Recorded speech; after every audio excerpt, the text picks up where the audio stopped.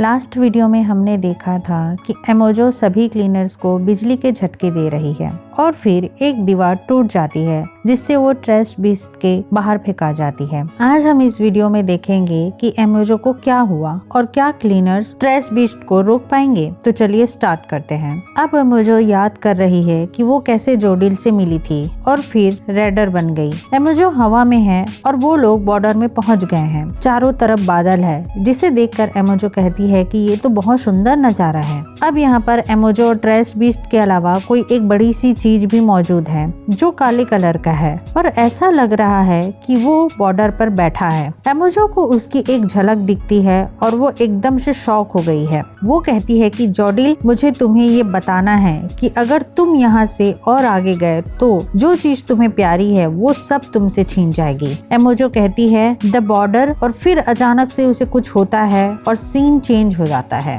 अब trash beast के अंदर जिस छेद से एमोजो बाहर निकल गई थी उसमें वैक्यूम क्रिएट हो गया है और सभी क्लीनर्स उसमें खींचे चले जा रहे हैं। इंजन कहता है कि सभी लोग ग्राउंड को कसकर पकड़ लेना, जो भी करो लेकिन बाहर मत फेंका जाना। रूडो कहता है कि अगर हमने कुछ नहीं किया तो हम बॉर्डर पार कर लेंगे। अब रूडो उस छेद में ध्यान से देखता है और उसे एमोजो दिखती है। रियो कहती है कि शायद वो तो एमोजो है। इंजन कहता है क्या? तो तुम कहना चाहती हो कि उसने हमसे पहले बॉर्डर क्रॉस कर लिया है? पर उसे छोड़ो, प्लीज चेक करो कि जैंका और गीता बाहर तो नहीं फेंका गए। रूडो कहता है कि ऐसा लग रहा है कि कुछ सेकंड के लिए सब कुछ डार्क हो गया था। इंजन कहता है कि पूरी टीम उस इलेक्ट्रिक करंट के कारण पूरी तरह से गायब हो गई है। हम ज्यादा देर तक नहीं रुक पाएंगे, लगता है मुझे इसे यूज करना पड़ेगा। और उसने अपने बैग में कुछ रखा है। तभी गीता खड़ी हो जाती है जिसे देखकर इंजन चौंक जाता है और सभी क्लीनर्स भी चौंक जाते हैं।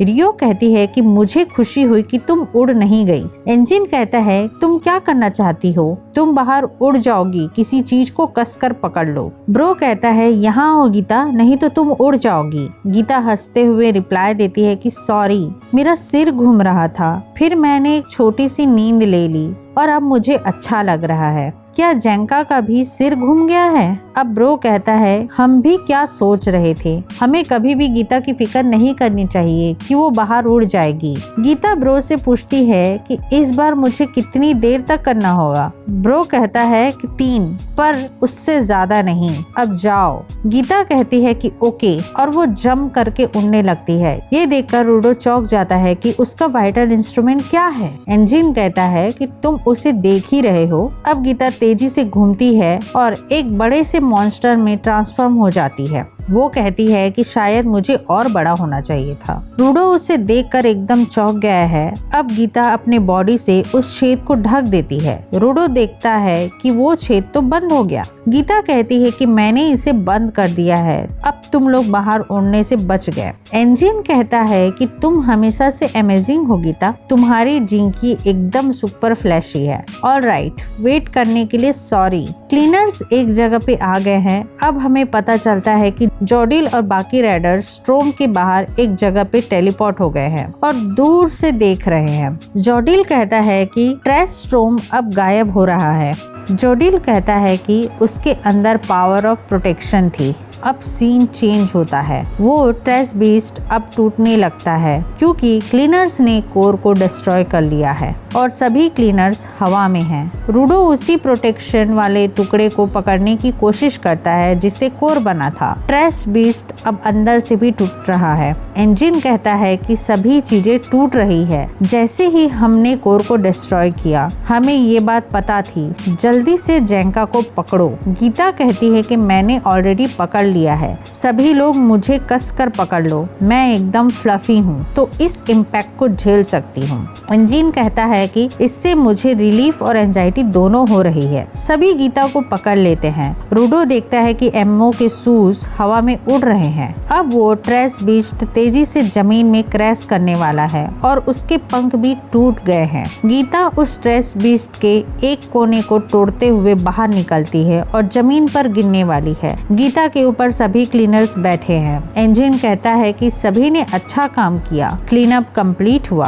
और वो ट्रेश बीस्ट ब्लास्ट हो जाता है। रूडो ने एमओ के शूज को रख लिया है। अब गीता भी क्रैश लैंडिंग करती है और जमीन में कूड़े के ढेर में धंस जाती है। वो कहती है कि यहाँ बहुत बदबू है। या एंजिन डरते हुए कहता है कि मेरा मास्क कहाँ है। अब सभी क्लीनर्स मास्क पहन लेते हैं और शांत हो जाते हैं। तभी ब्रो कहता है कि मैं श्योर नहीं हूँ, हम नो मैन लैंड्स में हैं, पर मैं इस बात पे श्योर हूँ कि हम यहाँ पॉल्यूटेड जोन में रिलैक्स नहीं कर सकते। हम लोग लगातार नॉन स्टॉप काम कर रहे हैं। रूडो को एमओ की याद आ रही है। वो याद कर रहा है कि एमओ के साथ क्या हुआ। ये उसने नहीं बताया, मुझे सोचने दो। उसने मुझसे पूछा कि तुम मेरे साथ स्पीयर को नीचे लाने में मदद करो और हमें इस सब में घसीट लिया एक्सपेरिमेंट करने के लिए कि हम बॉर्डर जा सकते हैं कि नहीं। हम उस बड़े से ट्रेश बीस्ट के अंदर थे और उसके बाद मैं वॉचमैन सीरीज के साथ वापस आ गया। रूडो एमओ के शूज को ध्यान से देख रहा है। वो कहता है कि मैं थक गया हूँ और कुछ मीठा खाना चाहता हूँ। अब वहाँ पर 3 गाड़ी आती है और उसमें से डलमन निकलता है जो चिल्लाकर रूडो से कहता है कि हम आ गए हैं, डरना मत। वो लोग क्लीनर से पूछते हैं कि किसको चोट तो नहीं लगी।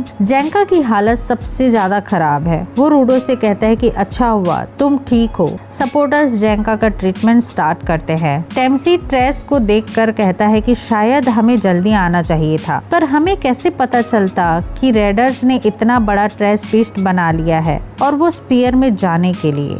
डेलमन कहता है कि कर्स यू रेडर्स, मैंने सुना है कि वो किसी काम के नहीं हैं, पर इतने बड़े ट्रेश बीस्ट को बनाना मतलब क्लीनर्स के खिलाफ वॉर डिक्लेयर करना। टेम्सी कहता है कि असली क्वेश्चन ये है कि ह्यूमंस ऐसा कैसे कर पा रहे हैं और ऐसे बीस्ट कितने सारे बन सकते हैं। गीता कहती है कि मैं बताऊं, मुझे पता है। मैंने उससे कहते हुए सुना था कि उसने वॉचमैन सीरीज बनाने की कोशिश की और वो फेल हो गया और फिर डिफेक्टिव सीरीज एक ट्रेश बीस्ट बन गई। पर मुझे समझ नहीं आ रहा कि वॉचमैन सीरीज ही क्यों, उससे कोई विश पूरी होती है क्या?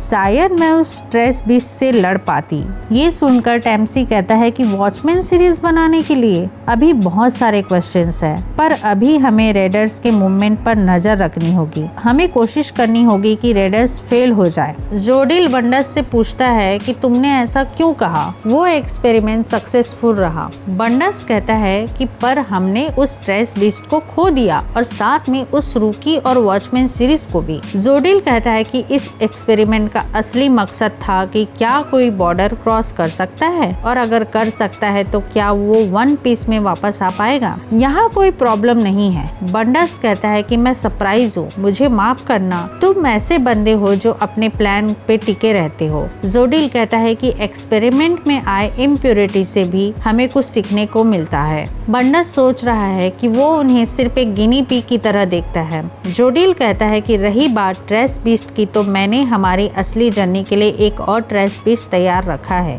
हमें बस उसकी स्ट्रेंथ को बढ़ाने पे फोकस करना है। मैन होल गिवर कहता है कि मुझे फू के बारे में नहीं पता, पर एमोजो ने काफी ताकत दिखाई। ये सुनकर जोडिल कहता है कि मेरा एक्सपेरिमेंट बहुत काम आया, वो सच में अच्छी वॉरियर थी। अब जोडिल कुछ निकालता है और बंडस की तरफ फेंकता है और कहता है कि कांग्रेचुलेशंस, तुम्हें प्रमोट किया जाता है, ये उसका रिवॉर्ड है। बंडस देखता है कि वो एक छोटा सा फिगर है जिसमें लिखा है अंडरटेकर कैनी सुरब्रेक। बंडस खुश हो जाता है और कहता है कि मैं इसे कब से ढूंढ रहा था। मैन होल गिवर कहता है ये कोई एंटीक चीज है क्या? जोडिल बंडस से कहता है कि मुझे यकीन है कि तुम अपनी ताकत से रेडर्स की मदद करोगे। बंडस कहता है कि मैं सच में सम्मानित महसूस कर रहा हूँ फ्रंट लाइन का रेडर स्टार बनकर। उन क्लीनर्स के रोस्टर लिस्ट में शामिल होना ही बड़ी बात है। तो फ्रंट लाइन के नए मेंबर के तौर पे मेरा पहला ऑर्डर क्या है? जोडिल कहता है चोकर्स। इस एक्सपेरिमेंट से मुझे पता चल गया कि चोकर्स को किसी गिवर ने बनाया है जिसमें इतनी पावर है कि वो हर ग्राउंड तक पहुंच सके। ऐसा हो सकता है कि उस गिवर के पास भी वॉचमैन सीरीज का एक पार्ट हो। बंडस हंसते हुए कहता है कि मैं समझ रहा हूँ, तुम चाहते हो कि मैं चोकर्स के क्रिएटर को ढूंढूं। ये तो बहुत बढ़िया असाइनमेंट है, पर अगर वॉचमैन सीरीज को कलेक्ट करना था तो फिर तुमने इस शूज को जाने क्यों दिया? वो ऑलरेडी तुम्हारे पास थे। जोडिल कहता है कि अगर वो क्लीनर्स के पास रहेंगे तो और ज्यादा अच्छा है। ऐसे में हम उसे कभी भी चुरा सकते हैं क्योंकि हम रेडर कमांडर्स जो हैं, रूडो और बाकी लोग वापस हेडक्वार्टर जा रहे हैं। अब हमें पता चलता है कि एमोजो को किसी ने ढूंढ लिया है जो एक मिस्टीरियस ग्रुप का हिस्सा है। तो ये वीडियो यहीं पे खत्म होती है। अगर आपको ये वीडियो अच्छी लगे तो वीडियो को लाइक करें, शेयर करें एंड चैनल को सब्सक्राइब करें। मिलते हैं नेक्स्ट वीडियो में, तब तक के लिए बाय बाय।